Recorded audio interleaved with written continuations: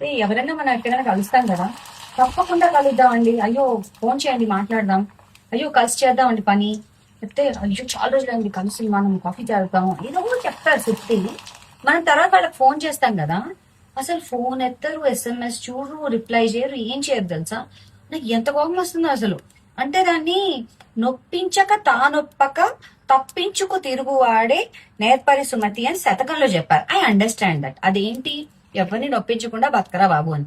కానీ దీన్ని అదనరు, దీన్ని గోస్టింగ్ అంటారు. అంటే మీరు వాళ్ళని తప్పించుకుని తిన్నారు, ఎందుకంటే ఏదో ప్రామిస్ చేసుంటారు చేస్తాను, అది చేయకుండా ఉంటారు అందుకని. So please don't do that. It can be friendship, it can be relationship, it can be business. ఏదైనా ప్రామిస్ చేస్తే చెయ్యండి, లేకపోతే చేయనని చెప్పండి. అంతేకాని మధ్యలో అలా డింగ్ డింగ్ డింగ్ డింగ్ చేయొద్దు మీరు అసలు. ఎందుకంటే నిజం చెప్పాలంటే మీరు ఇలా కంటిన్యూ చేస్తే ఇగో ఆశగురికి వస్తుంది తెలుగులో చెప్పాలంటే, లేదంటే ఇంగ్లీష్ లో చెప్పాలంటే it will just add up to your కర్మ. వై టేక్ బ్యాక్ కర్మ? Leave it here, finish it. Don't ghost people. Okay, thank you.